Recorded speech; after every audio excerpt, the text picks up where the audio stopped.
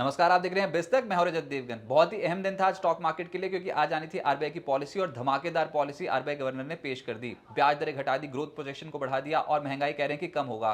Booster dose था। Stock market तो रुकने वाला था ही नहीं, तो फिर आज के सत्र में बहुत ही स्ट्रॉन्ग एक्शन स्टॉक मार्केट पे देखने को मिला। आरबीआई पॉलिसी की अहम बातें, ब्याज दरें घटी हैं, 25 बेसिस पॉइंट्स रेपो रेट घटा दिया गया है, 5.25% नया रेपो रेट है।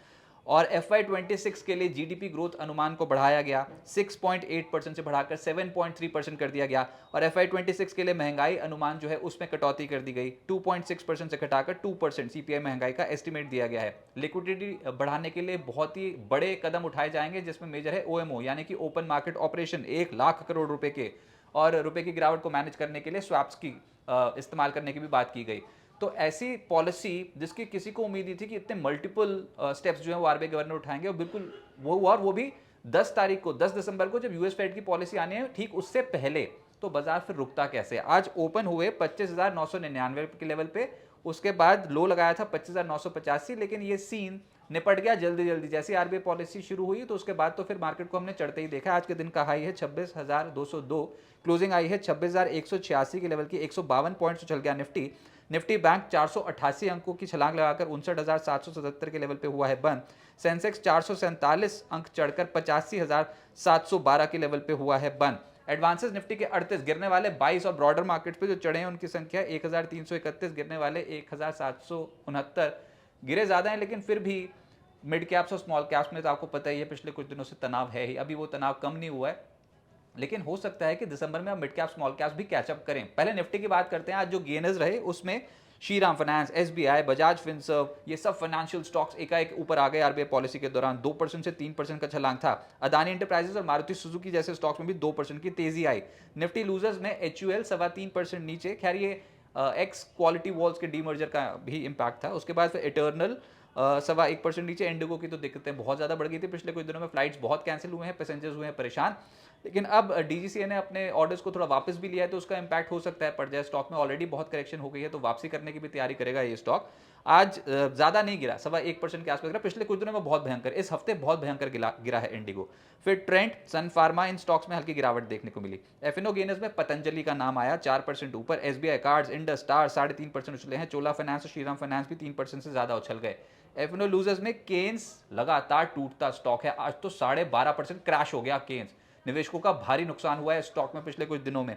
पीजीएल एक और स्टॉक जहां पर आज के सत्र में दबाव देखने को मिला, लगभग 4.25%। बंधन बैंक, पावर इंडिया और आंबर एंटरप्राइजेस जैसे स्टॉक्स में भी आज दबाव देखने को मिल रहा था। मिड कैप गेनर्स की सूची है लंबी, लेकिन उसमें प्रोमिनेंट है केशोराम इंडस्ट्रीज 20% ऊपर। आरसीएफ का स्टॉक 5% चढ़ गया। लॉयड्स इंजीनियरिंग, बैंको इंडिया 4.25% से 5% ऊपर, और मैरिको एकाएक ऊपर आ गया 3%। मिड कैप लूजर्स में केन्स ही नजर आएगा आपको, डैमेज था ये स्टॉक, पिछले कुछ दिनों में बहुत परेशान कर चुका है। एचसीसी भी आज 9% नीचे चला गया। ईज माई ट्रिप 7% नीचे। एनआईटी लर्निंग 6.5% नीचे, और सांघवी मूवर्स भी 6% नीचे चला गया। सेक्टर जो बाजार को बहुत पसंद आए वो थे इंटरेस्ट सेंसिटिव स्पेस, जिसमें कि financials, PSU banks, private banks, खरीदारी यहां पर थी। फाइनेंशियल्स में आज एसबीआई कार्ड 3.5% ऊपर। चोला फाइनेंस, श्रीराम फाइनेंस 3% से ज्यादा चढ़े हैं। एसबीआई एकदम से बाउंस बैक आया है, 2.5% ऊपर आ गया। और मुथूट फाइनेंशियल भी आज लगभग 2.5% चढ़ता हुआ नजर आया। फिर पीएसयू बैंक्स में state bank of India lead कर रहा था 2.5% के गेंस के साथ। PNB, bank of Baroda, bank of India और कैनरा बैंक जैसे स्टॉक्स में भी आज एक्शन तेजी की ओर था। प्राइवेट बैंक्स में जो पिक्चर ठीक नजर आ रही थी उसमें था आरबीएल बैंक 2.5% ऊपर। IDFC first bank, Kotak bank, IndusInd bank और आईसीआईसीआई बैंक, इनमें तेजी देखने को मिली, 0.5% से 1% के गेंस। लेकिन पहले ही बहुत ज्यादा तेज हो चुके हैं, तो यहाँ पर थोड़ा कंसोलिडेशन फेज पे हैं निजी क्षेत्र के बैंक्स।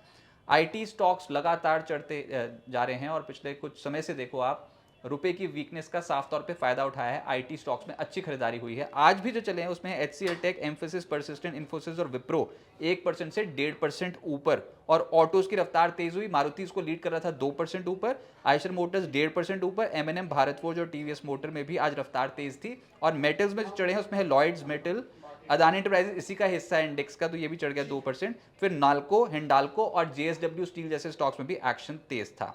अब आगे क्या होगा देखिए, आरबीआई पॉलिसी के बाद जबरदस्त चाल मार्केट ने पकड़ ली और अब बुल्स के पास है बहुत तगड़ा मौका, क्योंकि जब तक आप 26,100 का जोन निफ्टी पे नीचे नहीं तोड़ोगे तो आपके पास बेहतरीन मौका है, इसको बाजार भुनाने की कोशिश करेगा। आप एक बार पहले भी इस जोन पे आ चुके हो, लेकिन ना टिकना बहुत मुश्किल होता है 26,200 के लेवल के आसपास। अब फिर से आ गए हो और अब तो एक ट्रिगर भी पूरा हो गया आरबीआई की पॉलिसी।